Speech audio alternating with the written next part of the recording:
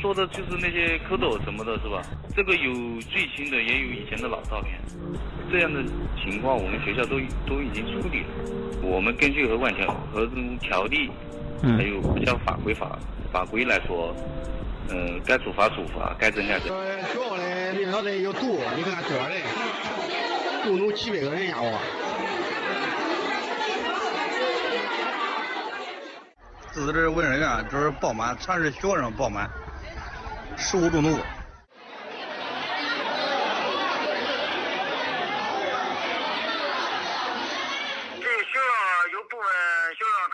肚子疼的情况之后，学校里报给教师局了，也在这个就近的医院进行这个治疗。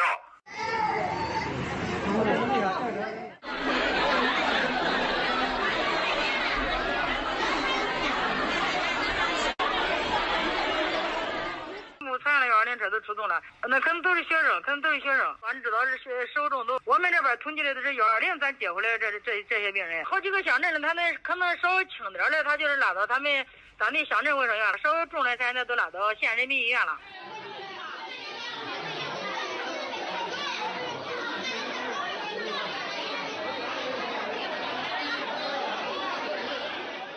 这个都是一个餐饮公司共产的，所以大家看这是这么严重的情况。所以说，这个今年的这个防汛形势应该说很严峻。这个我感觉这一次强降雨过程，今年应该是不是最后一次，有可能比这还会强，所以说我们要做好这个防大汛的准备，防大洪。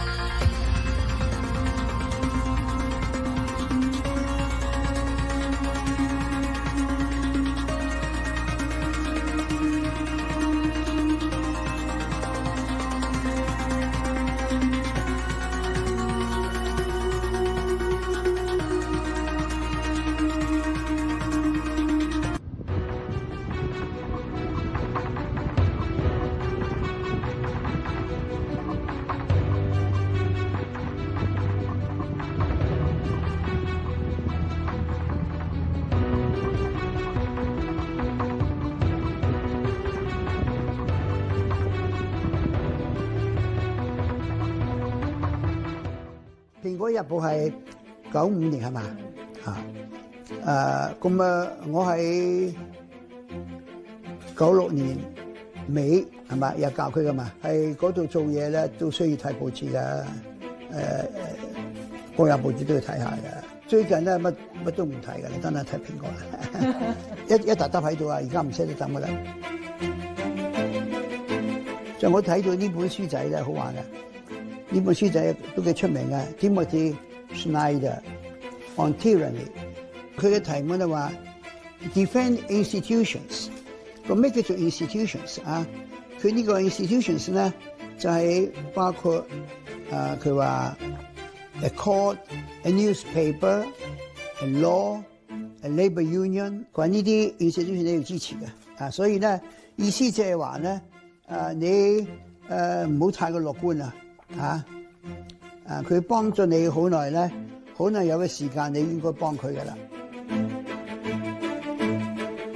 但係咧有話咧唔好太嘅悲觀喎。佢話佢嘅題目咩？佢話 Be calm when the unthinkable arrives。有些嘢發生咧，你知道一定會發生嘅，因為所有嗰啲獨裁嘅政府咧都係咁嘅。你越驚咧，佢越容易控制你。呢本書教我哋話唔好驚啊，咁會發生㗎。你知道咁會發生，你就唔使咁驚啦你又有準備啦。黎智英佢勇敢到傻嘅間添啊，佢真係唔怕死㗎我哋冇怕死啊！人生都係為咗一啲價值啊，唔應該為咗生命犧牲啲價值。每日一蘋果，冇人壓到我。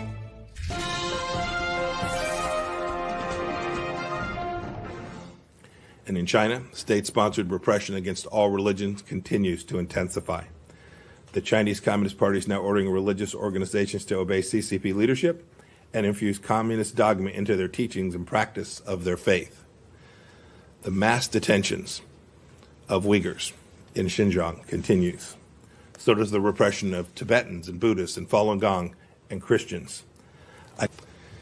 Speaking of China, last week I was humbled and honored to meet with several survivors of the Chinese Communist Party's massacre at Tiananmen Square that happened 31 years ago.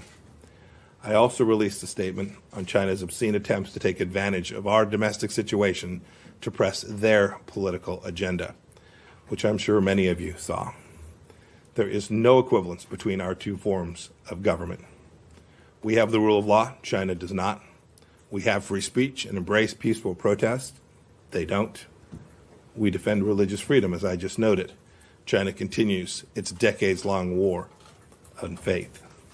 The contrast couldn't be more clear. During the best of times, China ruthlessly imposes communism. And amidst the most difficult challenges the United States faces, we work to secure freedom for all. The China and so-called private Chinese entities have dispersed in Africa. China's contributions to fighting the pandemic are paltry compared to the financial and human costs of the cover-up that it engendered. And I note, too, our concern that China will exploit the pandemic as a pretext to continue its opaque lending practices that have led nations to debt and disappointment all throughout Africa. In Tiananmen Square 31 years ago, when thousands of people were massacred, instead they repressed journalists, they disappeared people. A new bipartisan Senate subcommittee report says Congress should move quickly to strengthen the government's ability to oversee major Chinese telecommunications companies operating in the U.S. The report, called Threats to U.S. Networks, focuses on carriers owned by the Chinese Communist regime. It states that 3 Chinese state-owned carriers in operation in the U.S. for nearly 2 decades have only recently been scrutinized by various security agencies. The 3 are China Mobile, China Telecom, and China Unicom. The team behind the report is led by Senator Rob Portman, while Senator Tom Carper is the ranking minority member. Portman said in a statement that the Chinese Communist Party had exploited U.S. telecom's networks, and Carper said more has to be done to protect national security against spies and hackers. The U.S. Federal Reserve has kept interest rates unchanged at 0 to 0.25% and said it would keep interest rates near zero through 2022. It also projected the U.S. economy would shrink by 6.5% this year, but bounce back with a 5% gain in 2021. We're not thinking about raising rates. We're not even thinking about raising rates. So what we're thinking about is providing support for this economy. We do think this is going to take some time. Following the Fed's rate freeze, the tech-heavy Nasdaq closed at a record high on Wednesday. It closed at over 10,020, up more than 0.6%. But the other U.S. indices were down. The Dow Jones fell about 1%, while the S&P 500 lost more than 0.5%. The CEO of a U.S. wealth management firm said the Fed is doing a good job, but has to guard against speculation. So I think this is going to be an interesting balancing act in doing what's best for the economy, but also not creating any bubbles that could be detrimental to the economy down the line.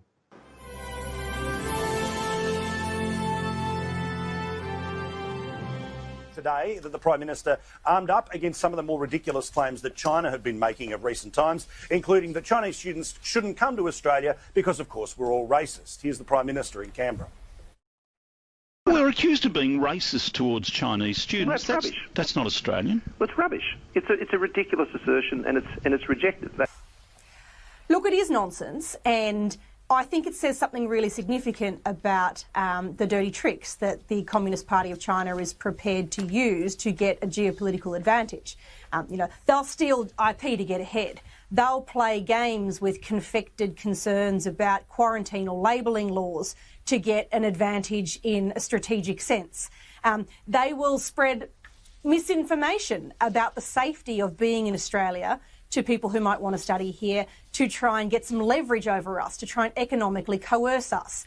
What I'm really proud of, though, is not just that our PM has, in his characteristic way, said, no, we're going to live by the values that we believe in. We're going to behave as a free trading nation. We're going to behave honestly, but we're only ever going to act in the interests of Australia and Australians. And the second thing that's wonderful is to see Chinese Australians outspokenly saying how much they love this country, how much they feel safe in this country, and making sure that message gets through back in China. The Prime Minister was also asked today about the Belt and Road Initiative, the dirty deal that Chairman Daniel Andrews did with China. Here in part is what he said about that offensive deal. It is not a program the Australian government has signed up to. It is not Australian government's foreign policy. And all states and territories should not be doing things that act inconsistently with the federal policy. So is it too late? Can Daniel Andrews get out of it? He should, because it's inconsistent with Australia's government policy. Not good enough just to say it's a bad deal, get out of it. Something has to be done to stop it happening, because it is the Communist Party infiltrating this country. You know, I think the question is so troubling, right? Because you ask the question assuming there is a moral equivalency between what takes place in these countries where they repress their people and they bludgeon their people and they burn down their religious facilities and they deny journalists, you all, the chance to ask a question of a Secretary of State, just like the question you had the opportunity to ask me today and demand that we provide responses to you and hold us accountable. Those things don't happen in those nations. Our diplomats all around the world can be incredibly proud of the fact that they represent a nation that has God-given rights ensconced in our fundamental founding documents that ensure that when we get something wrong here in the United States, when something as tragic and as awful as what happened to George Floyd takes place, that the government responds. Right? We saw both local law enforcement and our Department of Justice move very quickly to address the particular situation. We've now seen people say, hey, we're calling for changes in the way law enforcement works. It's not my space here as the Secretary of State, but you can see this debate take place in America. That doesn't happen in nations across the world. In Tiananmen Square 31 years ago, when thousands of people were massacred, instead they repressed journalists, they disappeared people. It was fundamentally different. Our nation is so special. And it's the greatest nation in the history of civilization. It is so special that challenges like the ones that we're confronting here in the United States today will be managed head on. There will be a political process that's engaged of. There'll be wide open debate.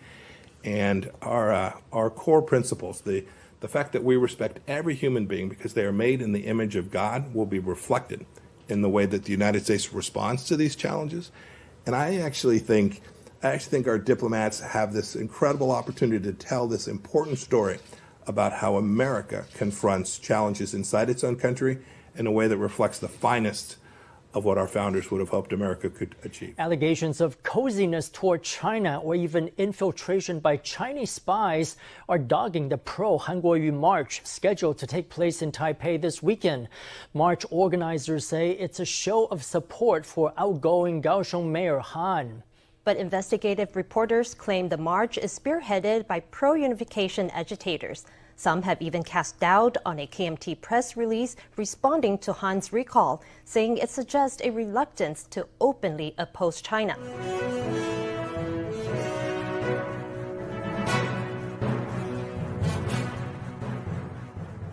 It was the West Africa Squadron of the Royal Navy, the British Royal Navy, that put down the Atlantic slave trade after 1807, after the passage of the Slave Trade Act. And it was the people of the United Kingdom who funded that measure to take down slavery. And right now, whether it's here in the United States or whether it's in the United Kingdom, the far left are trying to erase that. But no mention so far, and I get all the team on this, no mention so far of the Arab slave trade, of the fact that Muhammad, the prophet of Islam, not only had slaves, but recruited slaves. No mention of that so far. You're in the war room. Jack Maxey, Greg Manns, Raheem Kassam, Stephen K. Bannon. Steve? By the way, no mention, you ought to talk about not just the Royal Navy who put down the West African slave trade with that squadron, but it was also William Wilberforce and all the great members of the United Kingdom that fought for that for years and actually had the passage of that great legislation that outlawed the slave trade. So, you don't hear any mention of that whatsoever. It's kind of stunning that all these politicians later, I think you said it was Gladstone's, they're trying to take down Gladstone's statue just for the fact that rename it. Rename the Gladstone Theatre at Liverpool University, Steve. Because his father owned slaves, or his grandfather, was that it? Because his father was a slave owner. This is where we're at now. Look, remember, President Trump says, where is it in? He said that back in August of 17, right? He eventually talked about the Washington Monument, Mount Vernon, University of Virginia with Thomas Jefferson. Remember, for the neo-Maoist left, the point of the revolution is the revolution. The issue of the revolution is the revolution. There's no set of terms that they're going to be satisfied with. You can't negotiate with them. This is why it's from the French Revolution. This is why it's from the Cultural Revolution of the Chinese, the Red Guards, right? You're seeing what the Red Guards were like. We've had them, and I want to make an announcement on Saturday for our special. We know we do specials every Saturday.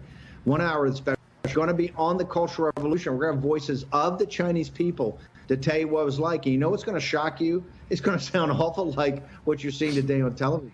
So we're going to have people talk about the Chinese Communist Party and the Cultural Revolution, drawing analogies to it, but you're going to hear the voice of the Chinese. In addition, we're also going to discuss the firewall of how they keep control of the Chinese people. And so both of those are inextricably linked with today's topics and issues. But this Cultural Revolution is neo-Maoist in its nature, and you're seeing what the Red Guards are doing. I want to go now to, I'm going to talk about, yeah, go ahead, jump in, guys. No, I was just going to say with Wilberforce, what shows you how dangerous this sort of neo-Maoist movement, this erasure of history is, when you kill God in this post-God nihilistic world, there's no redemption. And that's what Wilberforce is all about, right? I mean, his song is all about the redemption of man by a change of his attitude and his opinions. And this is really what we're trying to do here with these protests. But if we're going to make it so that nobody can be redeemed, there's no way to come out of this. This is why revolution is the aim. What do you mean, the song being Amazing Grace? Look. Amazing Grace, right. I mean, the point of the revolution is the revolution. Remember, this struggle, and we're going to get to Archbishop Vagano's letter here in a moment and bring in Ben Harnwell, but let me tee this up, is that, remember, what the fight is against is materialistic, secular, or atheistic, you could actually say, communism. Purely about materialism, right? Versus the forces of the Judeo-Christian West and others, believers in India, of Hinduism and Japan with the great religion. Remember, in China, the population, one of the biggest driving forces, the single biggest driving force of the freedom movement is around Tibetan Buddhism, around Islam, around underground house Christianity, underground Catholicism, Falun Gong, other spiritual practices, the democracy movement.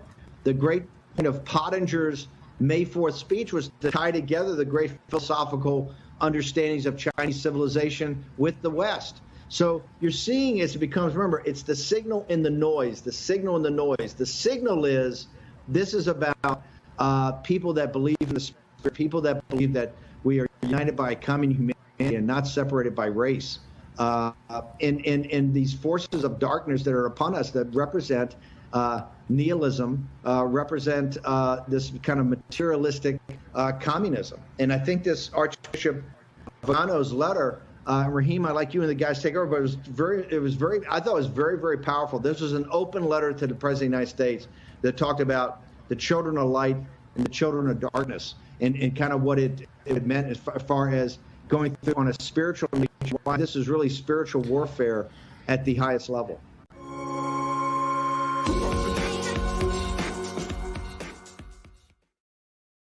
对待共产党最好的方式，你就是透明，你就透明啊！你透明，你就是最强大的啊！就共产党的这帮情报傻叉们，哎，报告郭文贵在家里边跟班农中国念宣言啊，傻了吧？现在又骗共产党了，我们可以把澳洲银行黑掉，叫他们投资全弄回。他殊不知道，他这个行为给我们战友带来了无限的团结和致富的机会。只是我们抓不抓住，只是我们坚不坚定，只是我们团不团结，还你愿不愿活得像个人样啊？就这么简单，一切取决于我们自己啊！新中国联邦干啥的？不是说非让大家找个地方，大家现在都在西方世界过得好着呢，干嘛去你建那个联邦去啊？我们的联邦就是一个保护所有的爆料革命的战友们和中国人的利益的一个这样的一个平台。有没有国号、国旗、权利都不重要，是你有没有能力造福这些中国同胞，你有没有能力保护这些同胞，你有没有能力团结这些同胞，这才是重要。